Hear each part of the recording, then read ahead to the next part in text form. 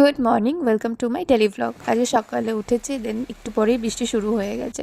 আমি ভাবছি কী করে পড়াতে যাবো, একবার বারান্দায় বেরোচ্ছি আর একবার ঘরে ঢুকছি, কারণ আজকে দুটো পড়ানো, বিকেলের পড়ানোটাও দিনের দিকেই পড়িয়ে দেবো, কারণ আজকে হচ্ছে নৃসিংহ চতুর্দশী, সারাদিন উপবাস থাকবো, তো বিকেলের বাড়িতে একটু পুজো হবে, সেই জন্য আমি রেডি হয়ে নিয়েছিলাম পড়াতে যাওয়ার জন্য। সকালবেলা একটা পড়িয়ে চলে এলাম, আবার একটা পড়ানো আছে একটু পরে।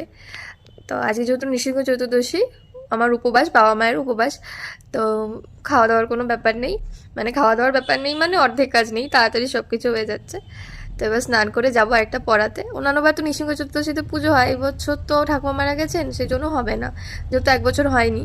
তো এমনি ঘরেই ঠাকুরকে মানে মা বাবা পুজো করবে, আর পুজোর পরে সেই প্রসাদ খাবো সেই সন্ধ্যেবেলা, সারাদিন উপোস। তো চলো দেখা হচ্ছে আবার একটু পরে। এখন যাই স্নান করে রেডি হয়ে নিই, পড়াতে যাবো। টাটা। পড়িয়ে এসে মা একটু মিছরি ভেজানো জল রেখেছে, তো ওটাই খেলাম। আর ভূতু তখনও ঘুমাচ্ছে আমার বিছানাতে আরাম করে।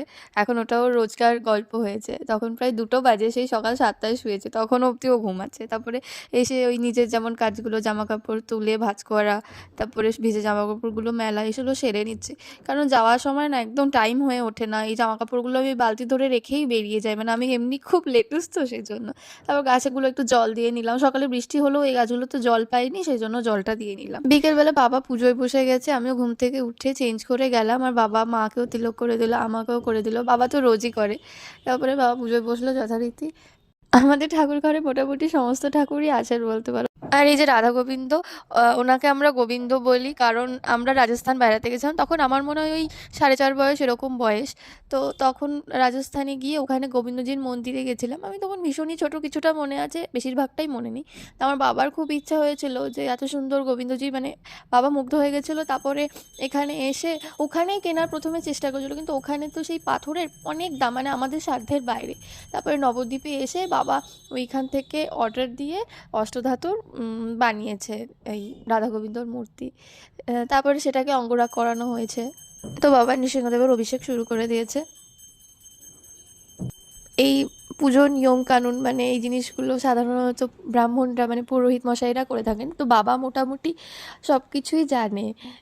কারণ ওই যে নৃসিংহদেবের পাশে যে ছবিটা দেখছেন, ওটা হচ্ছে আমার বাবার গুরুদেব। তো উনি আমার বাবাকে নিজের সন্তানের থেকেও মানে বেশি ভালোবাসতেন, খুব কাছের ছিলেন আমার বাবা ওনার। তো উনি হাতে ধরে সমস্ত কিছু আমার বাবাকে শিখিয়েছে।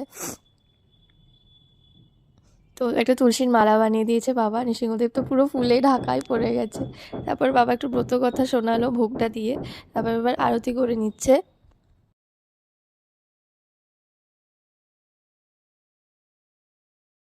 নৃসিংহদেবকে পায়েস ভোগ দেওয়া হয়, চালের পায়েস না, ওই সাবুর পায়েস মা বানিয়েছিল, ওটাই ভোগ দেওয়া হয়েছিল। তো আমরা পুজোর পরে ওই প্রসাদই খাবো, কারণ আজকে তো অন্য কিছু খাবো না, ওই ফল মিষ্টি আর পায়েস। সবাই বলে উপোস করলে খুব কষ্ট হয়, কিন্তু সত্যি কথা বলছি আমার সেভাবে কষ্ট হয় না, কারণ জন্মাষ্টমী করি, নৃসিংহ চতুর্দশী করি, শিবরাত্রি করি, খুব একটা কষ্ট আমি অনুভব করতে পারি না, হয়তো ঈশ্বরের কৃপা। তারপর বিট্টু এসেছিলো রাত 10:30টার পরে, মানে শুধুমাত্র প্রসাদ আর জন্মমৃত্যু নেওয়ার জন্য। তো আজকের ভিডিওটা এইটুকুই। হচ্ছে তোমাদের সাথে অন্য একটা ভিডিওতে, ইউটিউব থেকে দেখলে চ্যানেলটা সাবস্ক্রাইব করতে ভুলো না কিন্তু। টাটা।